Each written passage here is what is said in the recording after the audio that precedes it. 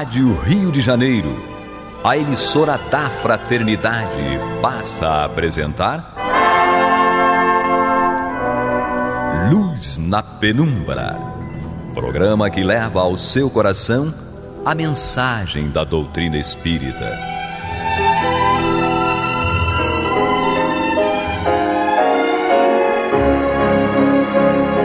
E com vocês, João Batista, para o estudo de O Livro dos Espíritos, da obra codificada por Allan Kardec.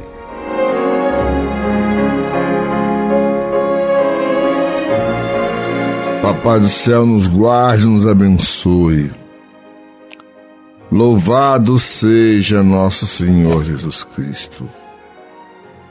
E que possamos fazer do tempo esta dádiva que a todos nós é dada de maneira igual, um recurso a mais para que a nossa caminhada seja a cada dia mais firme e consistente na conquista dos valores espirituais que nos levarão à verdadeira felicidade.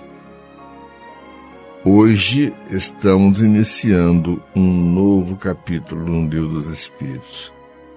É o capítulo 6 da parte do livro 2, que se chama Vida Espiritual.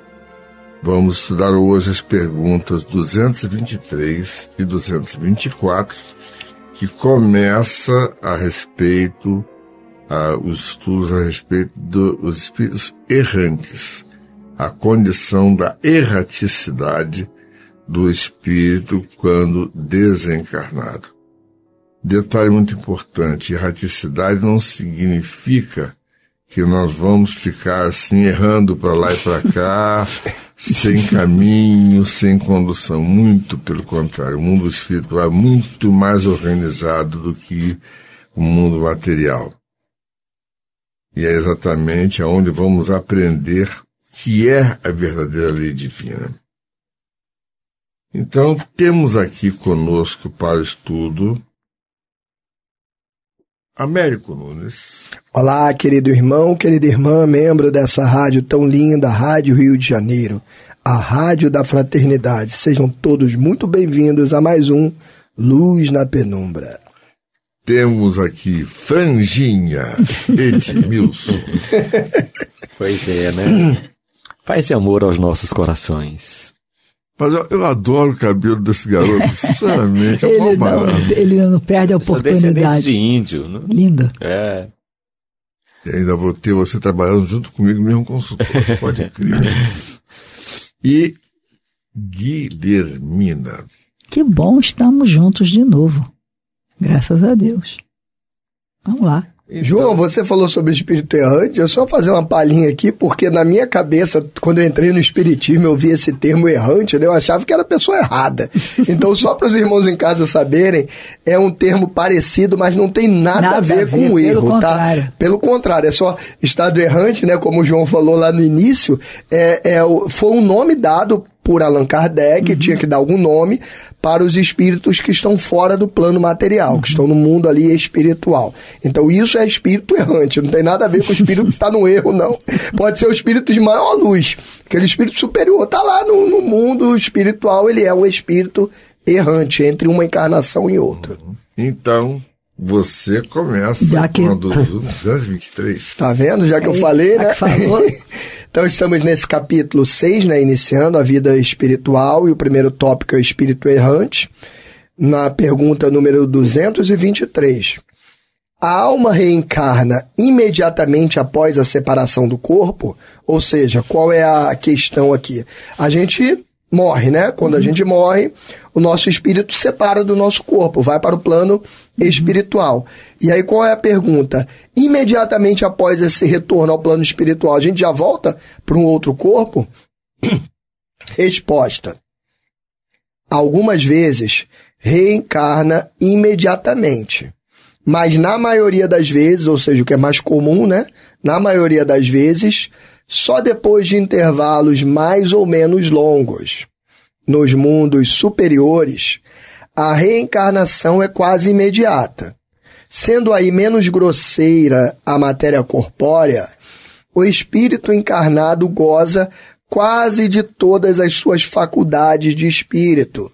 Seu estado normal é o dos vossos sonâmbulos lúcidos. Então, o que ele mostra para a gente aqui? Primeiro, que o normal no nosso mundo é que a gente desencarne, passe um período no plano espiritual. Há na literatura espírita, inclusive, uma média para isso, dizem que é em torno de uns 30 anos do nosso tempo aqui, mas o tempo lá conta diferente. Mas é mais ou menos 30 anos do nosso tempo que a gente passa no plano espiritual. Óbvio que isso é uma média. Eu posso ficar lá 100 anos, 200, posso ficar menos tempo, 1 ano só, posso ficar alguns dias. Isso é uma média, de acordo, cada caso é um caso. Mas a regra no nosso mundo, ainda de expiações e provas, passando para a regeneração, é que quando a gente desencarna, a gente passa por um período no plano espiritual, em que a gente chama esse período de erraticidade. Por isso que se fala que o espírito é o espírito errante, porque ele se encontra na erraticidade. E diz também que nos mundos mais evoluídos a reencarnação é quase que imediata. Por quê? Porque nos mundos mais evoluídos não há essa matéria tão grosseira quanto a nossa. Essa diferença do plano espiritual para o plano material, como a matéria é mais sutil já, é como se ela fosse mais espiritual, vamos usar esse termo, a reencarnação ela é um fenômeno muito mais tranquilo. Não há essa transição tão grande quanto há no nosso plano, do mundo espiritual para o mundo material. Então não é necessário esse tempo de preparação, não é necessário essa diferença de ficar um tempo lá, um tempo cá. Então nos planos mais evoluídos, onde a matéria não é mais tão densa quanto o nosso, essa reencarnação acontece mais rapidamente. Então, iniciando 224, Edmilson. Questão 224. Que se torna a alma no intervalo das encarnações? Espírito errante, que aspira a novo destino que espera. Ele na verdade, ele falou aqui sobre essa questão, né? Exato. O estado de erraticidade, ou seja, a vida fora do corpo, ela não chega a ser um processo de indecisão para aqueles que já se encontram espiritualmente falando, estruturados, mais amadurecidos. Eles têm tarefas, têm compromissos, inclusive muito sérios lá, né? A gente, nos livros de André Luiz, né? E principalmente no livro, mais particularmente A Cidade Nosso Lar, ele mostra toda uma estrutura, toda uma vida de organização de espíritos que se encontram naquilo que a gente chama de erraticidade, ou seja, a vida no plano astral. Então existe toda uma organização, compromissos, né? E ele fala de um espírito lá que estava 1 milhão de anos fazendo bem no plano astral. Ou seja, o espírito já havia 1 milhão não era 1 milhão de horas. Eu acho que era bônus hora, não tenho certeza não. Mas aí mostrando que a vida no plano astral, quando a gente fala de erraticidade, não quer dizer que seja um espírito errante, que ele fica vagando, sem rumo e esperando um destino, né? Aqui, no Livro dos Espíritos, essa questão que foi lida agora, ele fala, ele está no estado de erraticidade, ele fica aguardando uma nova encarnação, não é? A impressão que passa, se a gente for ler isoladamente, se prender, né? Passa uma sensação de que ele está lá no banco da cadeirinha do pensamento, esperando e aguardando o momento do reencarne. Exato. Na verdade, não é bem assim. Eles se encontram lá no plano astral e às vezes trabalhando de uma forma muito mais intensa. Porque o espírito, quando ele desencarna, ele passa a ter uma noção mais ampla, inclusive de suas vidas passadas. É muito comum que muitas vezes o espírito, quando ele desencarna, que a percepção dele da vida, do destino, e principalmente da lei de causa e efeito, ela se amplia muito, porque ele não tem mais o escafandro do corpo de carne que limita o pensamento do espírito. Exato. Não é? Então, quando a gente fala de erraticidade, a gente está falando de compromisso, de responsabilidade, de trabalho, e às vezes de trabalho incansável, porque aqui Nós que carregamos um corpo de 60, 70, 80, 90 quilos, esse corpo ele exige cuidados, ele exige cansaço, ele exige alimentação. Sempre sobe pro outro. Aí, Não é? não chegou nem perto do peso do João. Né? Então, lá, né, o espírito, ele é mais leve, né? Lá não existe essa questão. Então, ele tem que trabalhar menos, né? A leveza que eu estou me referindo. O pessoal está brincando aqui com o João, né? Mas a leveza que a gente se refere aqui, verdadeiramente, é a questão espiritual, Sim, né? Claro. Porque se a gente for olhar uma outra condição, que é a questão umbralina, aí esse sim, a gente pode caracterizar como espíritos que se encontram ali num estado de grande sofrimento e que eles ficam realmente aguardando e eles não têm participação nesse projeto que a gente pode chamar até de projeto reencarnatório. Eles se encontram apenas sofrendo, né? E às vezes esse sofrimento é tão grande que eles aceitam qualquer encarnação. Não importa se seja num corpo teratológico, num processo de mendicância, mas vai ser um sofrimento menor para eles, porque o sofrimento espiritual, ele, às vezes, ele é quase que insuportável, né? Não tem pausa, né? E você não tem futuro, porque é uma plano. questão mais consciente. Planejamento. Existe um grau de consciência maior, né? Eu poderia dizer uma coisa. Quem quiser se aprofundar a respeito dessa matéria, a erraticidade, eu recomendo a leitura do livro Memórias de um Suicida, de Ivone Pereira. E Dona Ivone. Esse livro mostra todos os graus e mostra o quanto a espiritualidade trabalha pelo bem da humanidade. Memória do Suicida. Nós não temos ideia do quanto eles trabalham. Dona Ivone Pereira. Não é brincadeira, não. É 24 horas por dia, 7 dias por semana. Não existe isso. Espírito superior não dorme. O negócio é esse. Não se cansa. Isso é um negócio muito sério. Verdade.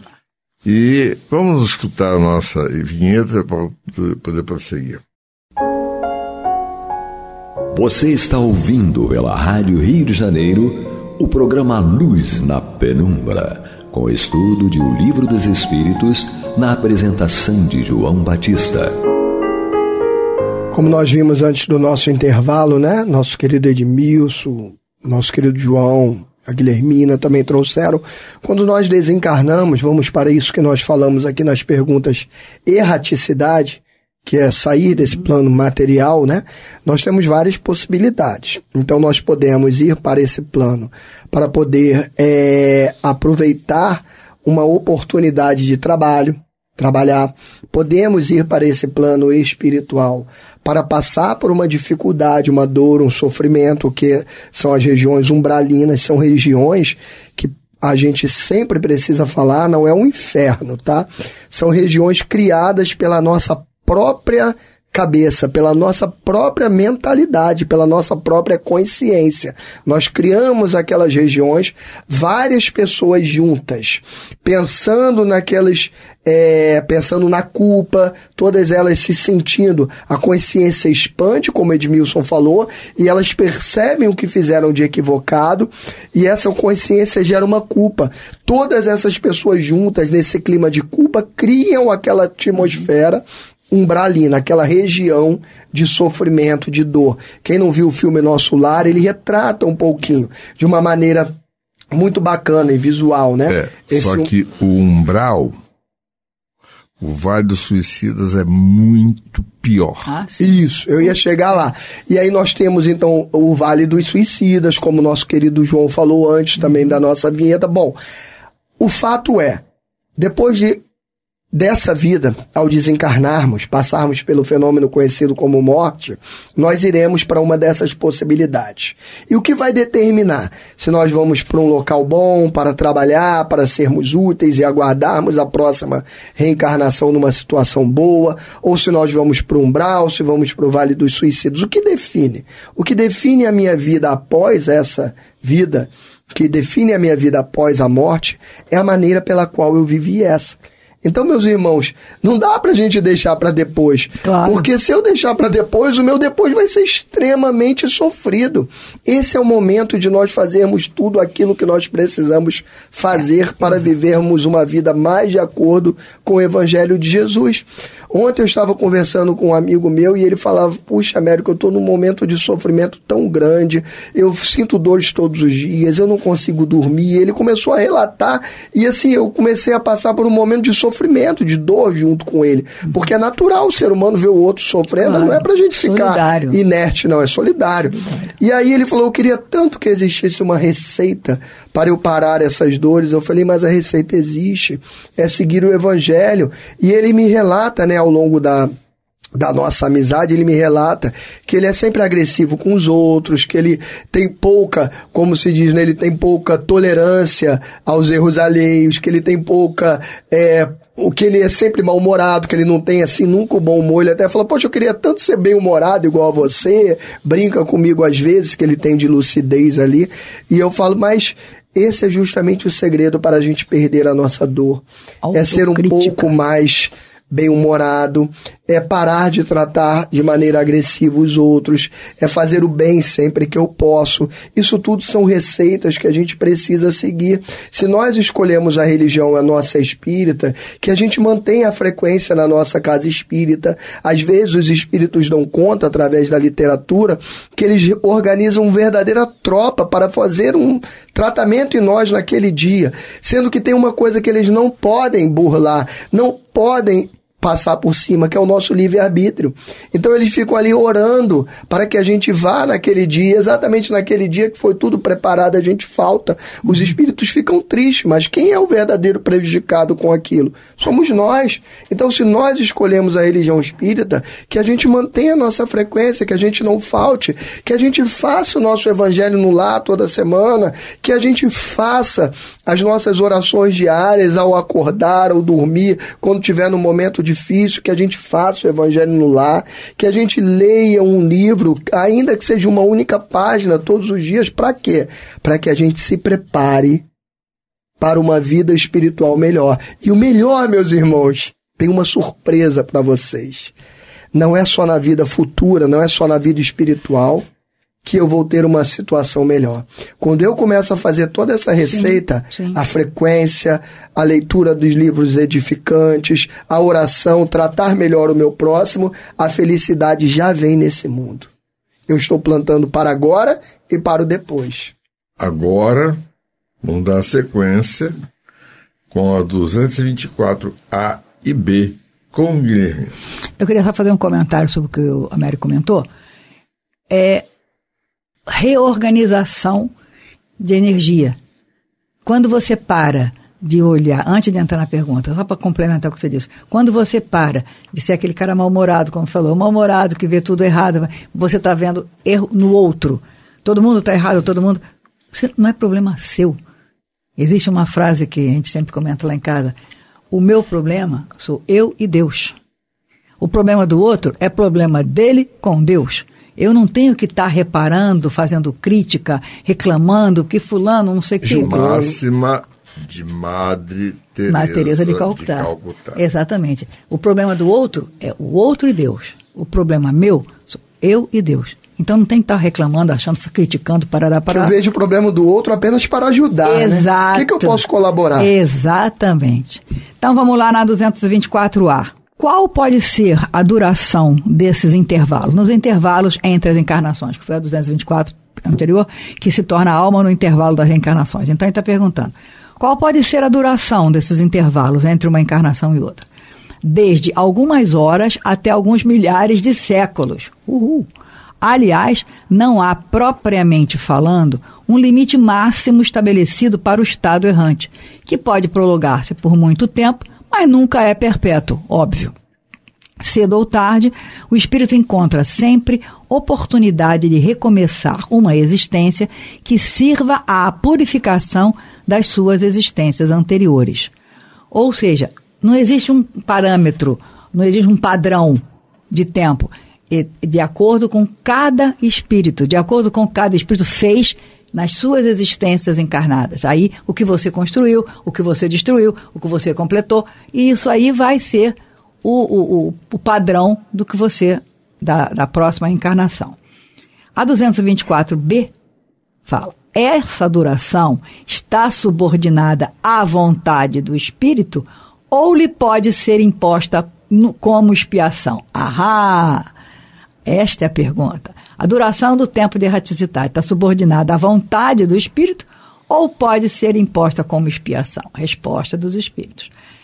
É uma consequência do livre-arbítrio. Foi o que a gente estava falando agora há pouco. Depende da gente, do que a gente faz. Os espíritos sabem perfeitamente o que fazem, mas para alguns é também uma punição imposta por Deus.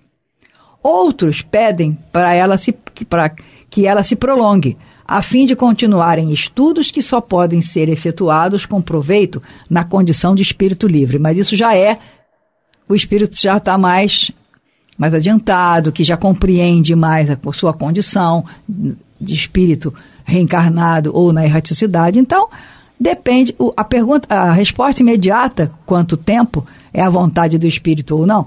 Se ele for um espírito mais evoluído, que quer continuar estudando na erraticidade, que quer ter acesso a conhecimentos que só vai conseguir na erraticidade, ele pode aproveitar na condição de espírito livre. Porém, na grande maioria, vamos raciocinar aqui, vamos botar na maioria, é consequência do livre-arbítrio. Tudo vai... Eu vou dar um spoiler.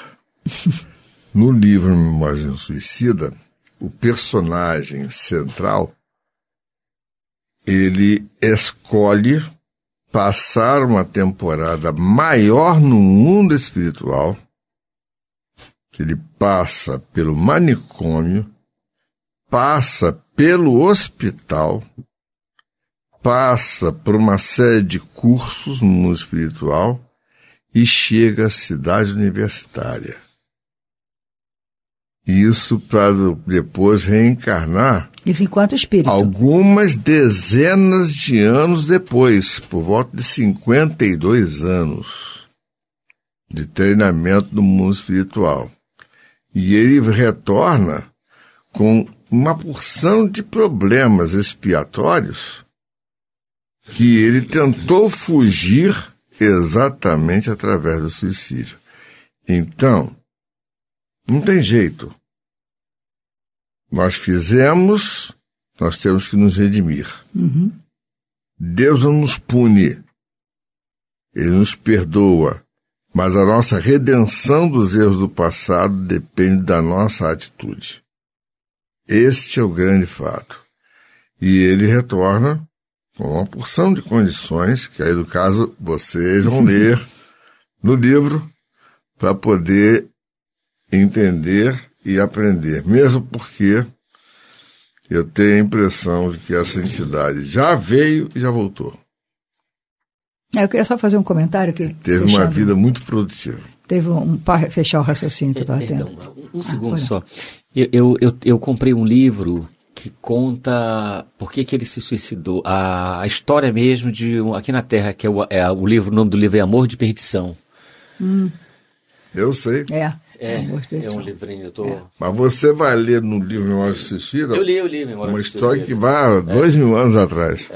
Eu só queria fechar meu raciocínio exatamente isso, para a gente fechar o nosso programa. É refletir tudo aquilo que a gente conversou sobre tudo hoje, a nossa responsabilidade, fazer a nossa autocrítica, fazer com que o nosso livre-arbítrio seja não para o nosso bom proveito, que linda que eu sou, que maravilhosa de pessoa que eu sou, não. Eu posso poder usar o meu livre-arbítrio para agir de acordo com as leis de Cristo e fazer o meu melhor a cada dia, aproveitando o presente, que cada dia é um presente. Então, vamos lá. A hora de se transformar é agora. É agora. Esse é o nosso momento. Esse é o nosso momento. Vamos seguir tudo que a doutrina nos ensina. Reflitamos a respeito disso. É isso. Que Papai do Céu nos guarde, nos abençoe. Que louvado seja nosso Senhor Jesus Cristo. E que possamos fazer do tempo esta dádiva que a todos nós é dada de maneira igual, um recurso a mais para que a nossa caminhada seja cada dia mais firme e consistente na conquista dos valores espirituais que nos levarão à verdadeira felicidade. Graças a Deus. Você está ouvindo o programa Luz na Penumbra.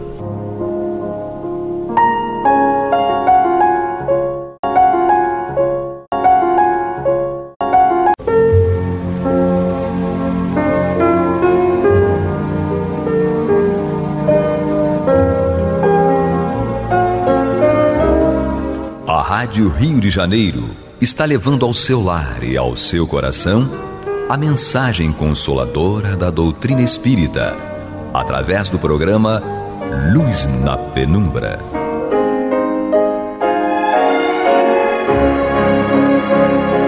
E com vocês, Antônio de Pádua Barbosa, para comentar o Evangelho segundo o Espiritismo, da obra codificada por Allan Kardec.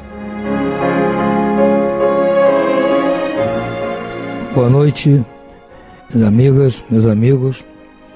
Vamos dar continuidade ao programa Luz na Penumbra, no qual nós estudamos o Evangelho segundo o Espiritismo de Allan Kardec. Nós estamos estudando o seu capítulo 14, Honrai a vosso pai e a vossa mãe. E estamos nas instruções dos Espíritos. O item 9 é uma mensagem do nosso irmão Santo Agostinho, em Paris, 1862. Ele diz o seguinte: a ingratidão é um dos frutos mais diretos do egoísmo.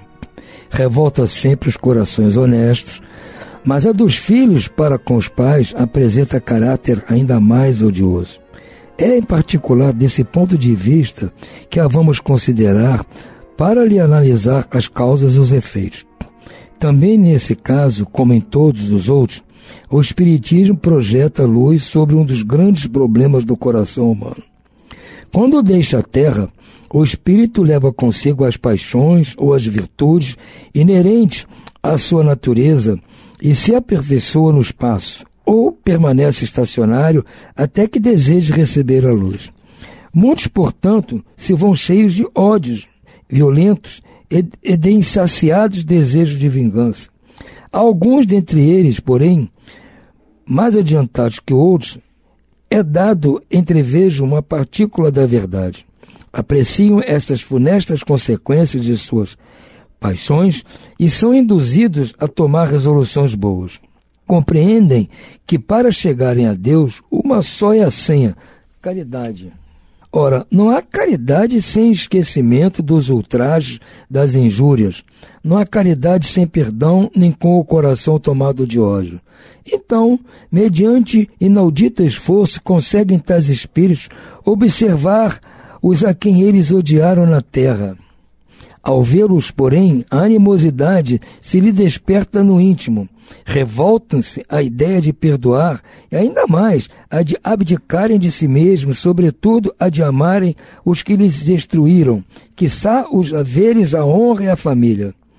Entretanto, abalado fica o coração desses infelizes.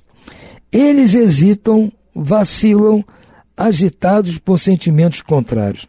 Se predomina a boa resolução, oram a Deus e imploram aos bons espíritos que lhes deem forças no momento mais decisivo da prova. Por fim, após anos de meditação e prece, o espírito se aproveita de um corpo em preparo na família daquele a quem detestou e pede aos espíritos incumbidos de transmitir às ordens superiores permissão para ir preencher na terra os destinos daquele corpo que acaba de formar-se. Qual será o seu procedimento na família escolhida? Dependerá da sua maior ou menor persistência nas boas resoluções que tomou. O incessante contato com seres a quem odiou constitui prova terrível, sobre a qual não raro sucumbe, se não tem ainda bastante forte a vontade. Assim, conforme prevaleça ou não a resolução boa, ele será o amigo ou inimigo daqueles entre os quais foi chamado a viver. É como se explicam esses ódios, essas repulsões instintivas que se notam da parte de certas crianças e que parecem injustificáveis. Nada, com efeito, naquela existência há podido provocar semelhante antipatia. Para se lhe apresentar a causa, é necessário se torna volver o olhar ao passado. Espíritas, compreendei agora o grande papel da humanidade. Compreendei que, quando produzis um corpo, a alma que nele encarna vem do espaço para progredir. Inteirai-vos dos vossos deveres e ponde todo o vosso amor em aproximar de Deus essa alma, a tal missão que vos está confiada e cuja recompensa recebereis se fielmente a cumprirdes. Os vossos cuidados e a educação que lhes dareis auxiliarão o seu aperfeiçoamento e o seu bem-estar futuro. Lembrai-vos de que a cada pai, a cada mãe perguntará a Deus: que fizeste do filho confiado à vossa guarda? Se por culpa vossa ele se conservou atrasado, tereis como castigo vê-lo entre os espíritos sofredores, quando de vós dependia que fosse ditoso. Então vós mesmos, assediados de remorsos, pedirei vos seja concedido reparar a vossa falta. Solicitarei para vós e para ele outra encarnação em que o cerqueis de melhores cuidados e em que ele, cheio de reconhecimento, vos retribuirá com seu amor. Não escorraceis, pois, a criancinha que repele sua mãe, nem a que vos paga com ingratidão. Não foi o acaso que a fez assim e que vô-la deu. Em perfeita intuição do passado se revela, do qual podeis deduzir que um ou outro já odiou muito, ou foi muito ofendido. Que um ou outro veio para perdoar ou para expiar. Mães, abraçai o filho que vos dá desgostos e dizei a vós mesmas: um de nós dois é culpado. Fazei-vos merecedora dos gozos divinos que Deus conjugou à maternidade, ensinando aos vossos filhos que eles estão na terra para se aperfeiçoar, amar e bendizer. Mas muitas dentre vós, em vez de eliminar por meio da educação os maus princípios inatos de existências anteriores, entretém e desenvolve esses princípios por uma culposa fraqueza ou por descuido, e mais tarde o vosso coração, ulcerado pela ingratidão dos vossos filhos, será para vós já nesta vida um começo de expiação. A tarefa não é tão fácil quanto vos possa parecer. Não exige o saber do mundo. Pode desempenhá-la assim o ignorante como o sábio. E o Espiritismo lhe facilita o desempenho, dando a conhecer a causa das imperfeições da alma humana. Desde pequenina, a criança manifesta os instintos bons ou maus que traz da sua existência anterior. A estudá-los devem os pais aplicar-se. Todos os males se originam do egoísmo e do orgulho. Espreitem, pois, os pais, os menores indícios reveladores do germe de tais vícios e cuidem de combatê-los sem esperar que lancem raízes profundas. Façam como o bom jardineiro, que corta os rebentos defeituosos à medida que os vê apontar na árvore. Se deixar se desenvolvam o egoísmo e o orgulho, não se espante de serem mais tarde pagos com a ingratidão. Quanto aos pais, hão feito tudo o que devem pelo adiantamento moral de seus filhos. Se não alcançam êxito, não tente se inculpar a si mesmos e podem conservar tranquila consciência. A amargura muito natural que então lhes advém da improdutividade de seus esforços, Deus reserva grande e imensa consolação, na certeza de que se trata apenas de um retardamento, que concedido lhe será concluir noutra existência a obra agora começada, e que um dia o filho ingrato os recompensará com seu amor. Deus não dá prova superior às forças daquele que a pede. Só permite as que podem ser cumpridas.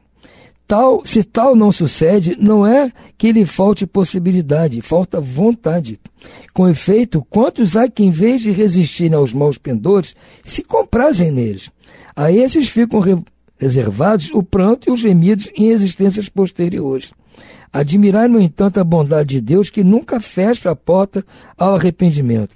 Vem um dia em que, ao culpado, cansado de sofrer, com orgulho afinal abatido, Deus abre os braços para receber o filho pródigo que se lhe lança aos pés.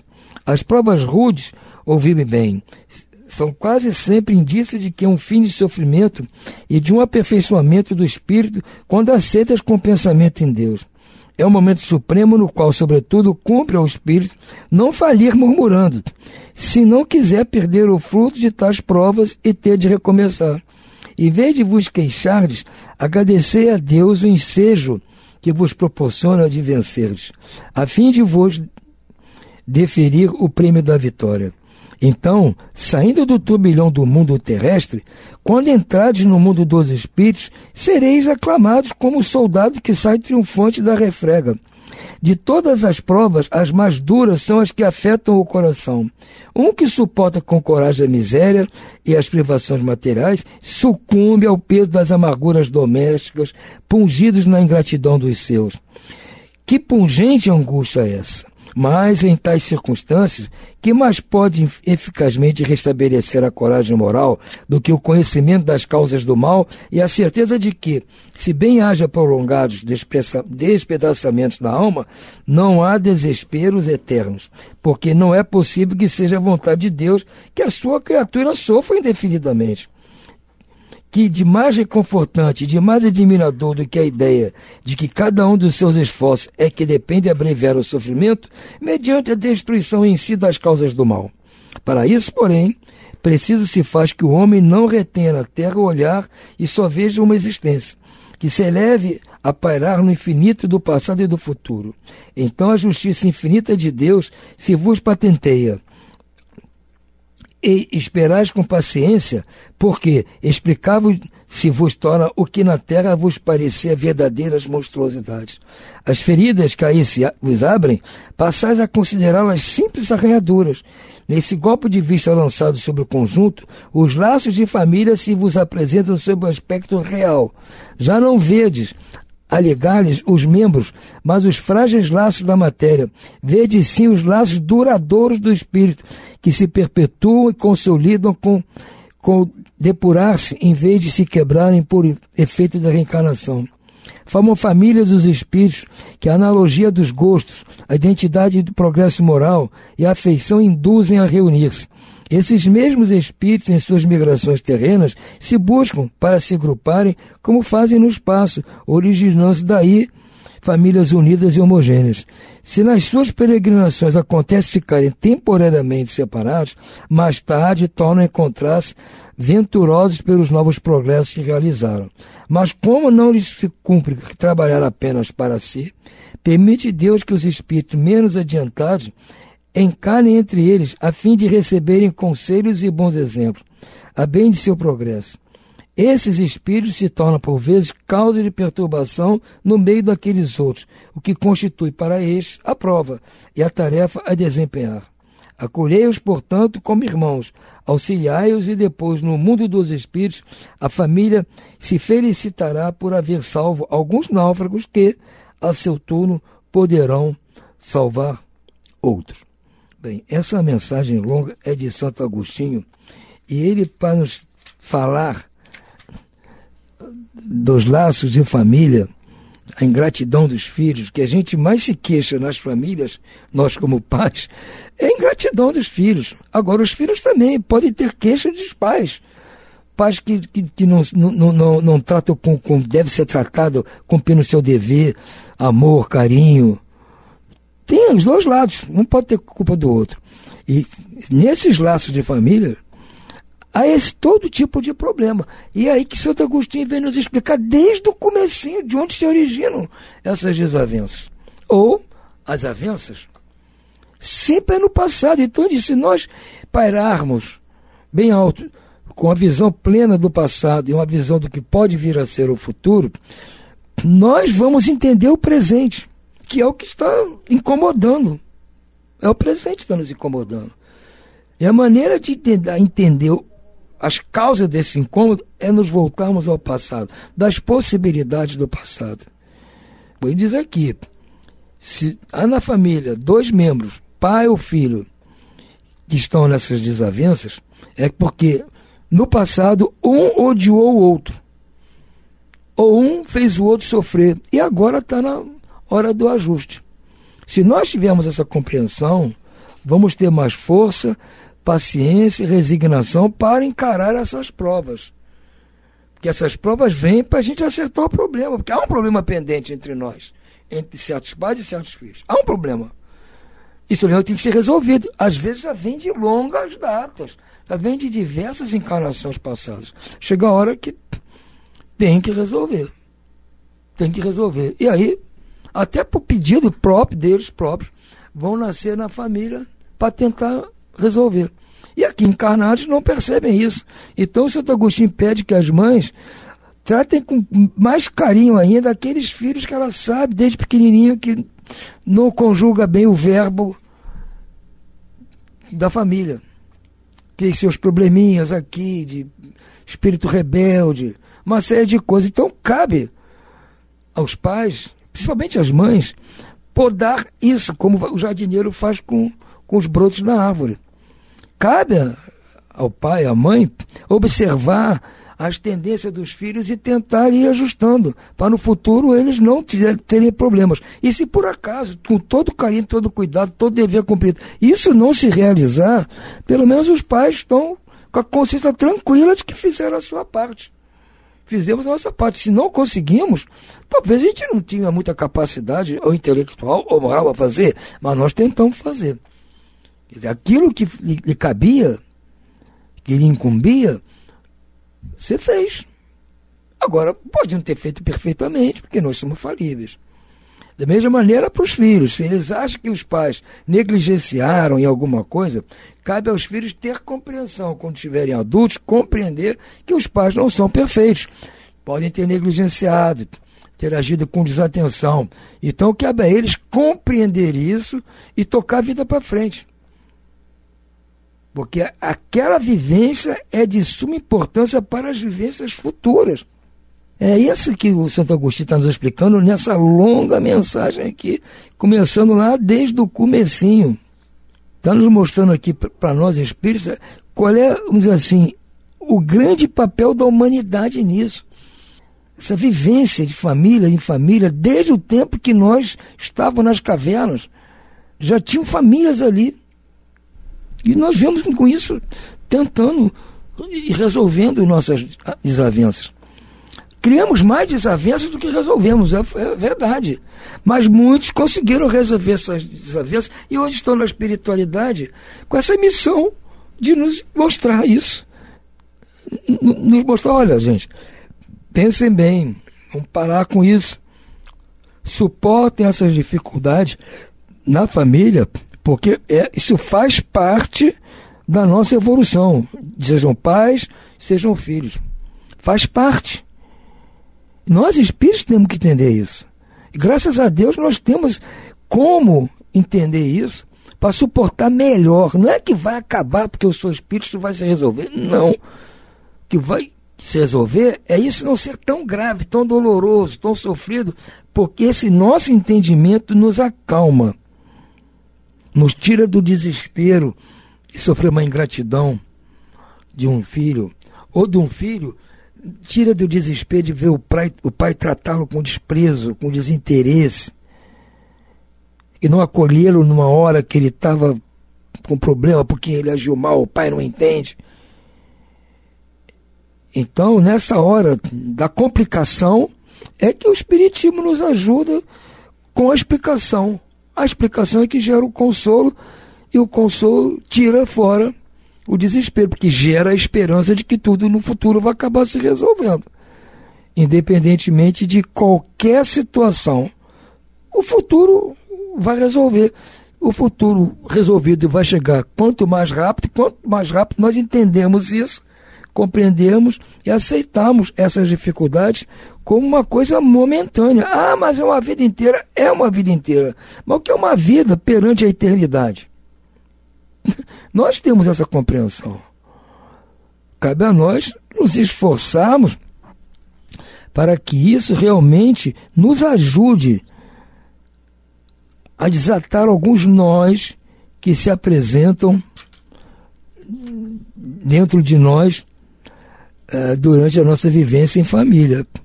E com certeza nós vamos alargar esses laços de família à medida que formos tratando as nossas famílias dessa forma. Nós vamos estreitar. Porque com certeza alguns casos que ficaram pendentes aqui foram tratados com amor, com carinho, com dedicação, com compreensão, com paciência, e não conseguimos resolver tudo, uma vida não foi suficiente. Com certeza teremos outras vidas no futuro para dar prosseguimento a tal tarefa, e seria muito mais fácil, porque já percorremos a pior parte do caminho, que é a parte da compreensão dessa situação. Então, eu vejo com muitos bons olhos essa mensagem de Santo Agostinho, e muitas pessoas perguntam a nós, porque elas têm problemas de família, com os pais, com avós, com tio, com irmãos, com filhos, netos, tem isso. Nós recebemos aqui no outro programa, respondendo aos ouvintes, pessoas pedindo ajuda para essas situações, e sempre nós recomendamos que elas leiam esta mensagem de Santo Agostinho aqui, para que elas possam se acalmar com o entendimento da verdadeira situação do que ocorre com a nossa humanidade, com as nossas famílias e conosco individualmente. Por hora vamos ficando por aqui. Desejo a vocês todos muito boa noite e muita paz.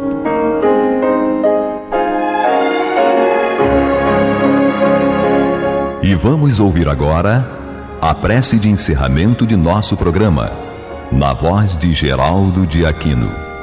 Jesus, dá-nos coragem para a luta, piedade para os insultos e misericórdia para as injustiças e ingratidões. Limpa nossa alma de inveja e ambições mesquinhas, de ódio e de vingança o nosso caminho. E que dentro em pouco, ao recolher-nos de novo ao calor do nosso leito, para que o sono nos dê a paz e o esquecimento das tristezas humanas, possamos sentir, Senhor, no mais íntimo de nosso ser, a doçura indefinível do Teu amor e a grandeza incomparável da Tua divina presença. Que assim seja.